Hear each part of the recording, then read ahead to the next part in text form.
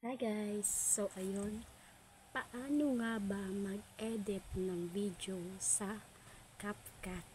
So ganito yung guys, manood kayo.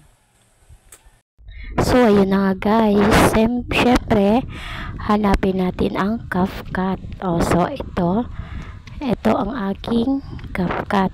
Yan, i-open natin siya. Then skip natin yan.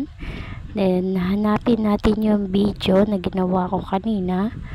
Yan. Dapat may nakahanda na kayong video. So, ayan na nakahanda kong video kanina. Yan, yun. Sumasayaw ako dyan. Yan. Kunwari may kasayawan pero wala pa naman din yan. Yan. At ito guys, pindutin lang natin ang overlay. So, yan guys, ang overlay. Yan. Pindutin lang natin siya guys. Then may malabas. At hanapin natin din yung isang video na ginawa pa natin. Yan.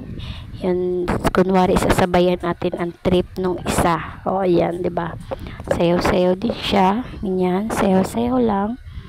Then yan ang ilalagay natin dun sa napindot natin kanina. Then, aalisin natin, hanapin natin yung pangtanggal ng yung remove VG.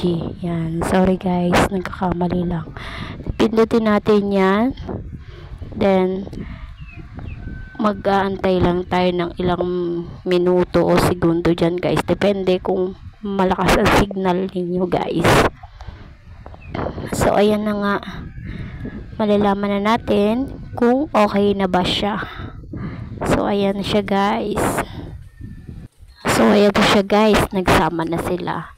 Then pwede nyo pa yan i-adjust yan guys. Pwede nyo ipantay.